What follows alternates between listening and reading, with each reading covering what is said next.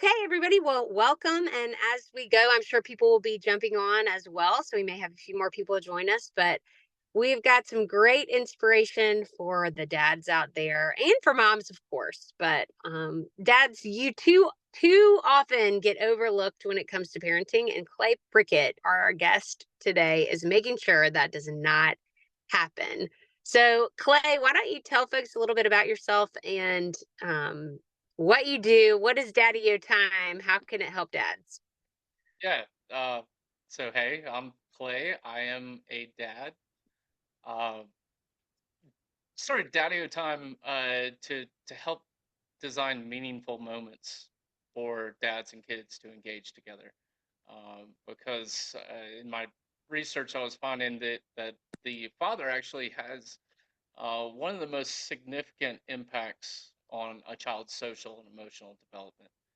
And so that time that we have together, while it might be a little bit more limited than than say your spouse, it needs to be meaningful. It should be intentional. We've only got so much time before, we send our kids off to college. We want to prepare them the best that we can. So let's try and avoid the TV babysitter, and when the weekend comes around, let's get on our horse and get out there and do something with kids that would help them in their journey to becoming an adult.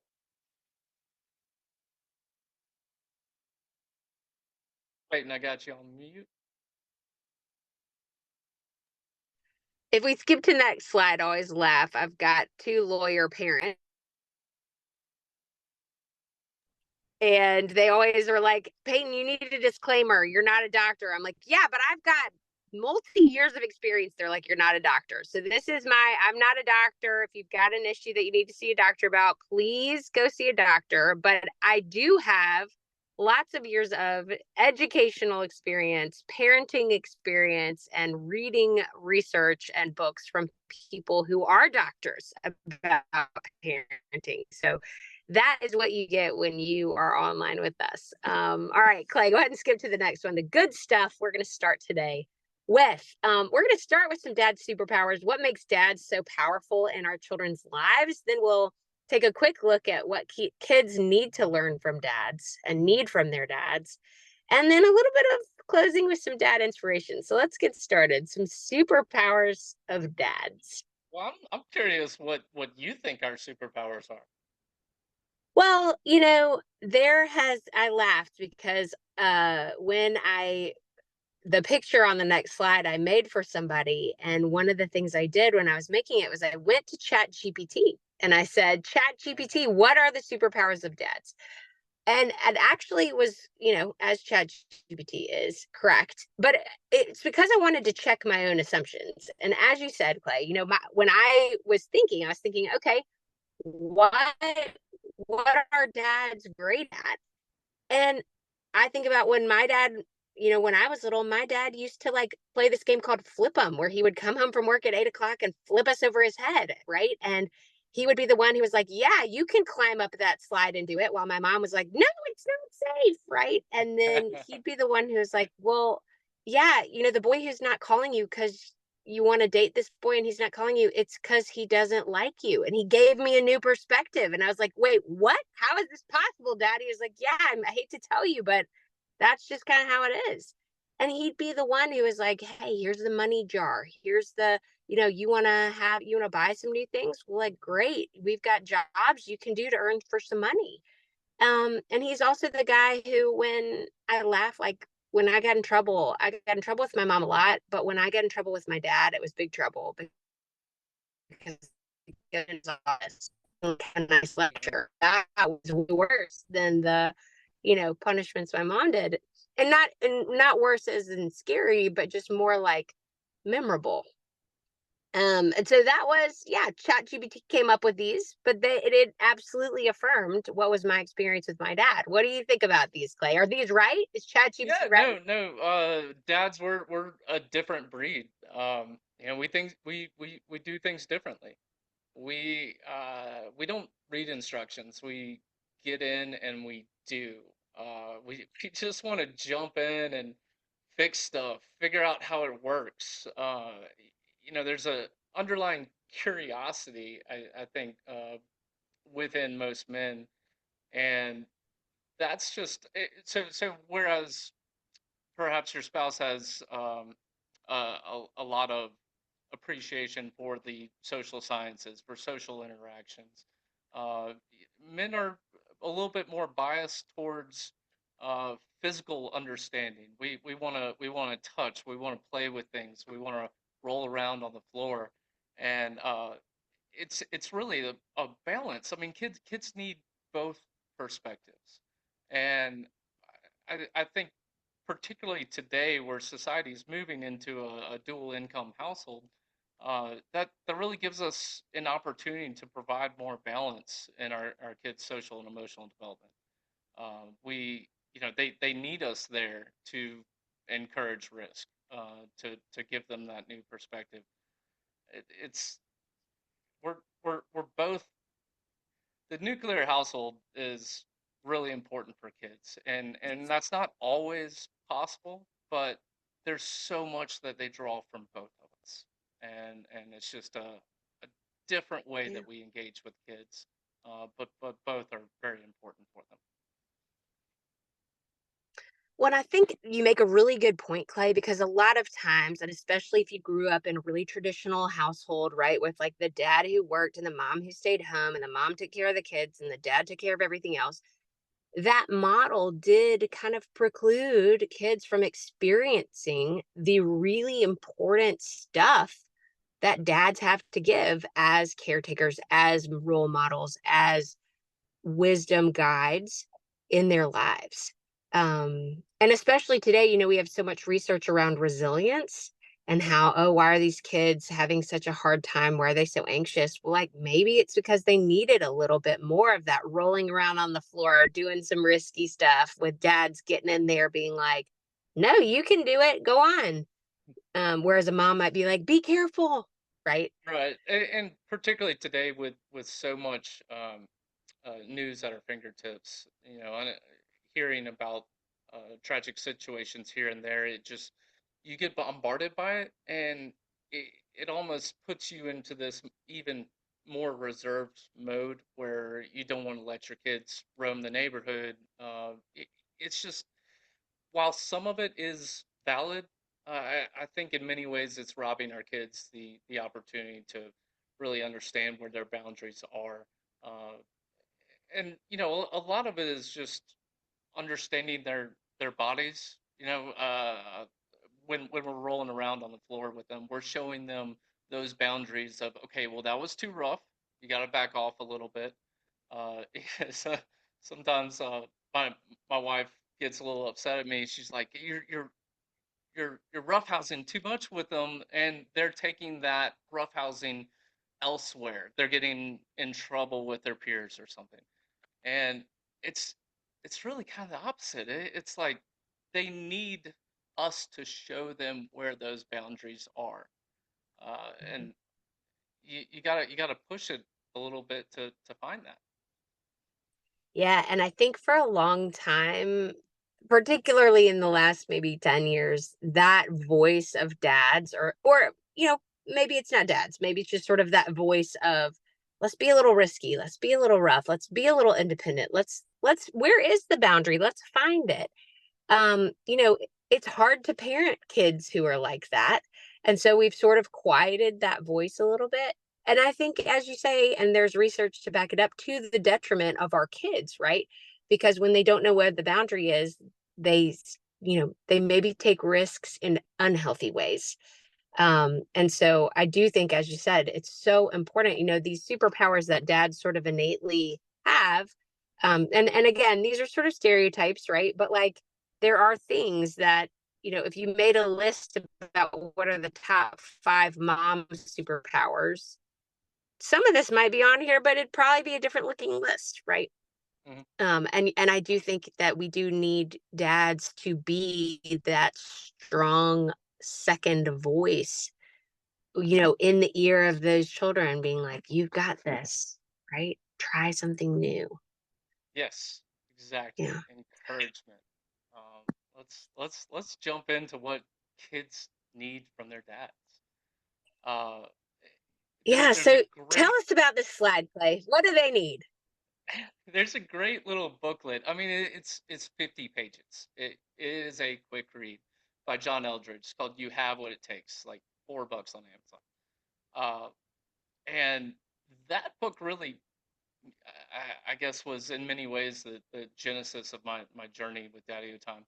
Uh, but in it it says every child needs to hear, particularly from their father, certain things. And for boys, that tends to be, "You have what it takes to become a man. I'm proud of you."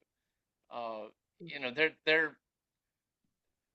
they just, if they're not going to get that from us, that's where, in the, I guess, far egregious side of things, that's where you have kids joining up gangs and looking for that acceptance, that approval elsewhere. Uh, Mm, for girls, they need to hear, "You are beautiful both inside and out, and you are worthy of respect. You deserve it. You deserve all the praise, and you're worth fighting for." Uh, in many cases, with in a household with an absent father, um, the daughter is more likely to wind up with somebody who is not good for her, who does not treat her well, might end up in divorce or just all around a bad relationship, because they need their father to establish that they deserve the best. They shouldn't put up with that kind of abusive behavior. And if they understand that from their father early on, then they're going to set their expectations a lot higher. mm. But for both kids, boys and girls, it's really about encouraging them. Uh, Positive discipline says encourage children do not need to act out. I found that to be really strong, and actually really strongly correlated to the advice that Paul gives us in his letter to Ephesians. Says, "Fathers, do not exacerbate your children," and that's Mm, really like, do not take the wind out of their sails. Do not deflate them, their ego, their motivation, their excitement about life. If you chastise them too much, if you say things in the wrong way, you are going to discourage your children. And it's very easy, particularly for guys, to cross that line. And so we need to be cognizant of it when we are disciplining our children, when we are coaching them, all the different phases that we go through with our children. We need to be sure that we are encouraging them and not mm. taking the wind out of their sails. Well, and there's this great phrase in positive discipline about how a great parent is one who is both kind and firm. And I think that beautiful kind of paradox is something that you touch on here with what kids need from the dad. When they need this from both parents, but when it comes to a dad, they need a dad to be firm in their belief of the children and have those high expectations, and also, let the child know that they are encouraging them, they are supporting them, right? Both of those statements that you wrote from John Eldridge, those are supportive, encouraging statements, but they are also statements of high expectation, right? That it's like, if this is true about you, which I believe it to be, then, right, live that way, right? And as a parent, you are encouraging and supporting in a kind and firm way your children towards those kind of ends. Very well said. Love that. Well, and so Clay, I wonder, like, when you think about daddy time, how do dads do this? I mean, it's yeah, obviously you could just copy and paste this slide and be like, "Hello, son, you have what it takes to be a man," and then just read it to him. But like, what are the ways that dads do this? That you see dads do this really well with kids? Yeah, it comes out, naturally in different situations. But what Daddy Tom is trying to do is to orchestrate those opportunities, uh, to set up a situation that I guess is more appropriate for you to jump in and say, "Wow, look at what you just did. You just climbed to the top of that indoor climbing gym. I can't believe that you did that, and you overcame your fears, your anxieties. We have the rope that helps mitigate that risk and allowed you to climb to the top, but you did it, and that's something you should be proud of. And so, just by getting out and engaging with our kids in an intentional way, it gives us that opportunity to make these statements to encourage our children, as Mm. opposed to just letting it come about naturally. In many cases, uh, it might not go in that direction. It might not give us that opportunity. It might actually be the antithesis, where we end up in a situation where we're pushing too hard, and then they get discouraged with us. So it sounds like for dads, one good takeaway is that, yeah, your kids need you to say this stuff. They need to know, and maybe you don't say it, maybe you show it, right? In how you treat them and in how you do this. But they have to know from you that guys, that you have what it takes to be a Well, man, that they that do your need to dad is hear proud it. of. They need to They hear it need to too, hear it. and not just once. They need to hear it 100 times a day. Uh, Wow. I mean, so my father was of a different generation, Marine, Yeah. um, fantastic father, but he also did things differently, or did things that I wish he had done differently. For instance, he wasn't quick to voice Mm. his feelings. He wasn't quick to say I'm proud of you. He actually had a we had a family whistle, and it was in the tone of "I love you." I Mm. never knew that Mm. until I had kids, and I would say "I love you" 100 times a day, and I realized that is the exact same tune. That is what my dad was saying to me, but Mm. he didn't articulate it, and that made a difference. Yeah. So hearing the words, and for dads who are like, well, that's awkward. I don't know if I can do this, right? But it sounds like a lot of times Stan and I laugh. I'm a person who likes things face to face, and he's a person who likes to do things side by side. So I know I can get a lot better conversation out of my husband if we're doing something together, right? If he is cooking and I'm cooking with him, we have a great conversation. But if I'm like, can we just sit down on the couch and talk? A lot of times it's a little more difficult. So daddy time, it sounds like, is setting dads up to have some of that side by side time with kids, where you're having that quality time, you're having that good experience, where maybe these words are, as you say, a little easier to come out. Yeah, and every activity you engage with your kids can be designed in a way to facilitate a particular conversation. Now, these are the things that you need to be saying all Yeah. day long.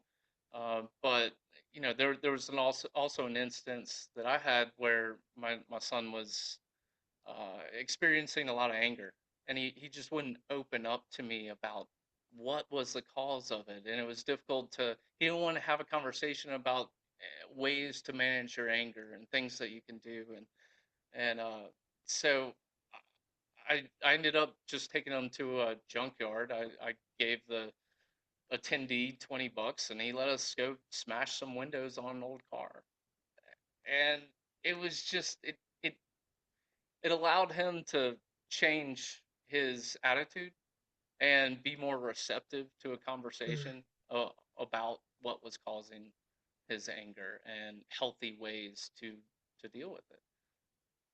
So yeah, exactly. It's That's we awesome. don't want to sit down in a room face to face. They he, he's just going to avoid that. But if we get out and engage in activity Mm. together, if we're taking a hike together, uh, it allows for that conversation to come much more naturally. Right. That's awesome, Clay. All right, what do we got next? What's next on the docket here? All right. Just a little bit more about designing those. intentional experiences. Um, so I Mm, told you I was all jazzed about your positive discipline summit coming up. Because I was reading the book and I was thank like, you. yes, yes, I'm loving everything about this. These behavioral issues that they illuminate in their what it was the chart. Yeah, the misguided behavior. Yep. Yeah, this guide behavior chart. So it's saying, if your child's being disruptive, it is likely due to one of these four needs. They are, without saying it, they are asking you for more attention, for more power. They're trying to get back at you. Or they're just feeling like they're not measuring up. Um, and those can oftentimes manifest in disruptive behavior. But understanding what is driving that behavior, which one of these is really the underlier, can really give us perspective in terms of what would be a meaningful activity to help alleviate that situation.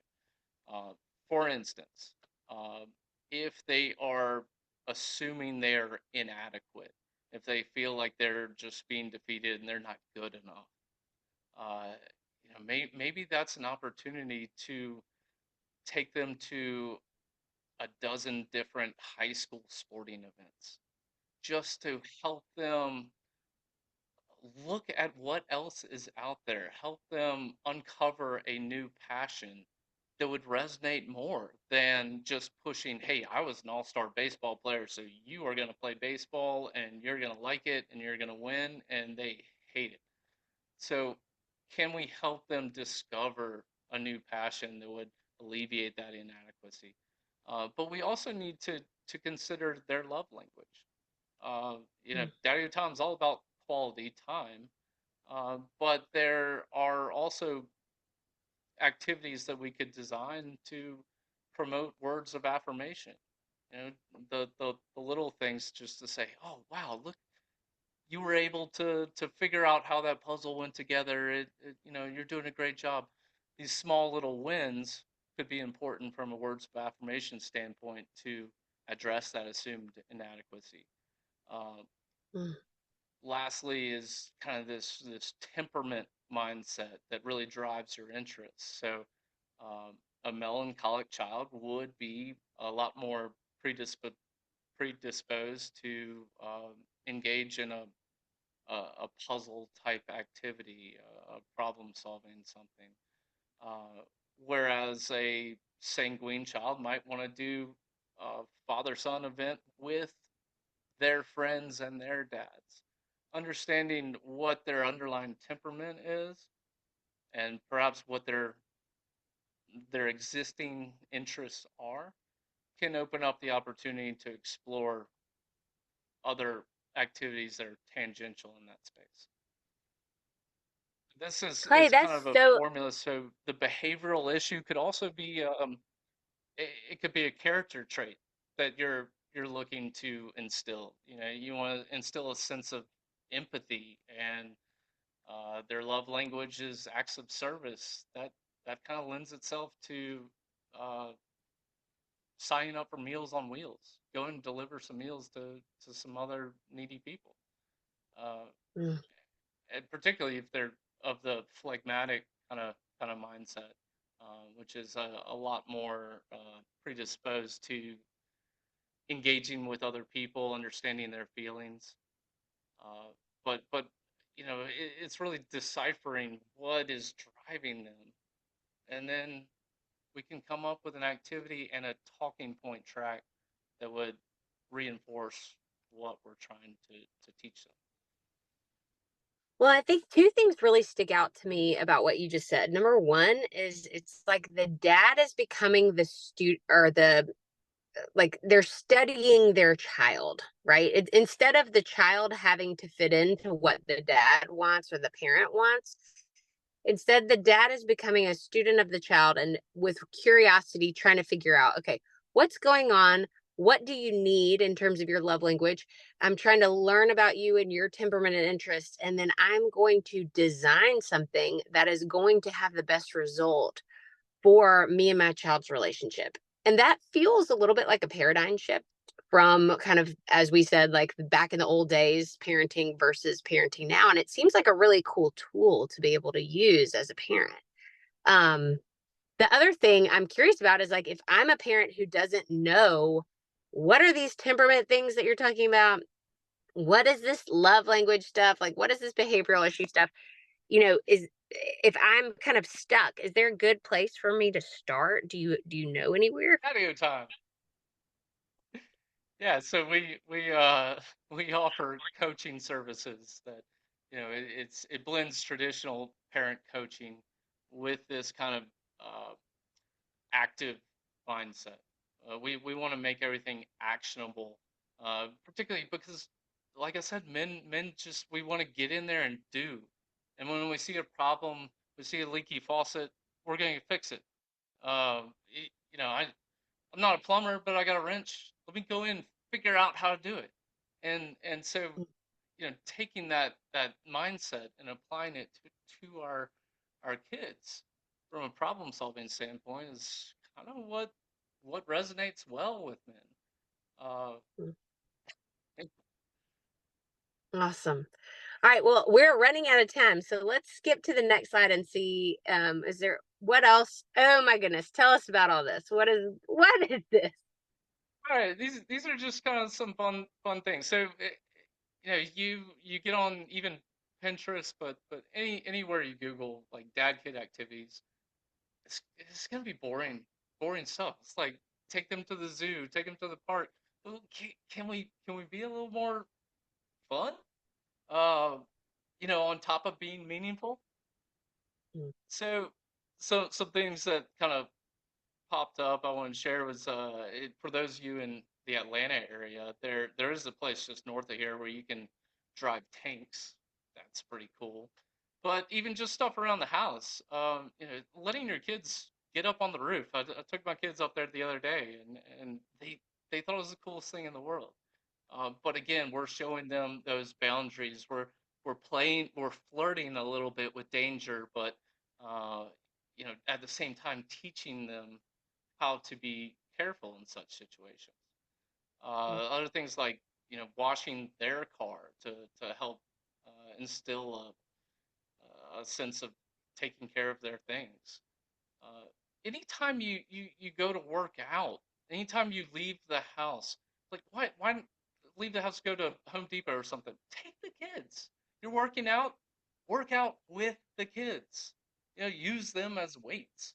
Uh, I threw my kids in a sled the other day and was at the Westminster backfields. I mean, like you're pulling a sled, you're running. Most people just put weights in there. Put your kids in there. They loved it.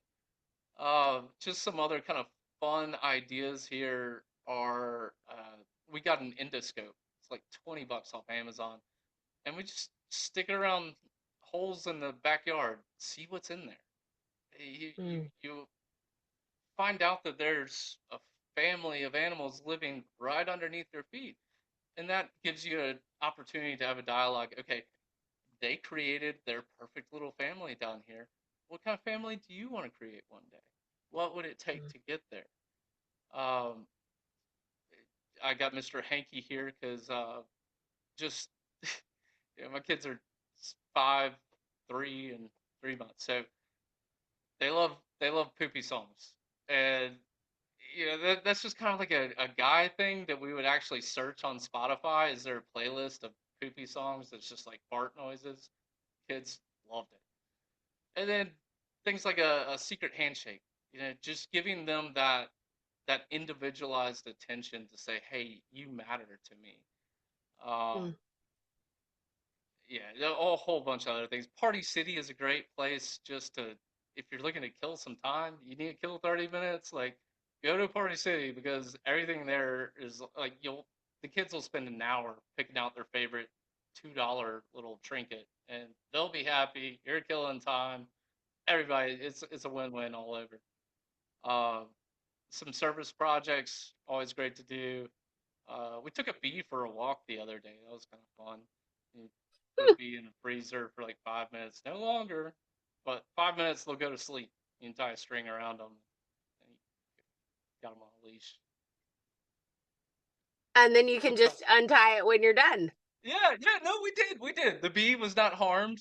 We gave him some exercise. All good. And had a great discussion about the importance of pollinators. So, please do not call any animal services on The me. bee patrol is coming your way. But honestly, like, how cool is that, right? To teach kids about the power of nature and to be able to get up close to something that might be a little scary for them. It's Yeah, really awesome. yeah. In case you're wondering, this was water pants. So playing tag with your pants filled with water. And just a lot of it's just silly stuff, but they can be accompanied by a meaningful talking track. So, Yeah. what is that conversation that you could have during these activities that would be meaningful for you and your kids? There's Mm, always an opportunity. You get out there and engage with your kids. That is an opportunity to create a teachable moment. I love that, Clay. Well, let's get to some resources for people. Obviously, you guys, Daddy Obviously, Time is daddy going to time. be Come your on by. go to. I love that website and I love all the ideas that Clay does have because sometimes you're like, I just don't know what to do. And Daddy Time has got it. And I go on there for activities for my kids too. And I'm a girl. I'm not a dad, but it's helpful for everybody because it really does, a lot of experts talk about, especially with teenagers, like how do I get my teenagers to talk to me? You don't. You do something with them and then they'll talk to you. Right. And so I do think that, if you want more, definitely Clay Prickett is going to be your guy from Daddy Time. Sign up there, get some coaching from them, or especially around some of that, the love languages and being a student of your child. And then obviously you can always get more from us. We've got at Bowbend Consulting parenting tips almost every day on Instagram and Facebook. We've got these weekly um, workshops, I guess, that we also post on YouTube. And next week, we're going to move from Mondays to Thursdays because we now have Dr. Becky McKnight, who's going to be the co host, and she is amazing. And we've got also a podcast. So, Clay, go to the next slide if you don't mind. And there's a feedback form if any of y'all have feedback. And don't forget, all you dads out there, there's a positive discipline summit. Clay mentioned some positive discipline stuff. This one is just for dads. Sunday, September 15th. If you want more info, go to bobandconsulting.com, upcoming events. And Clay, thank you so much for being here today. Sometimes it's great just to be reminded of the power of dads, and you have done it.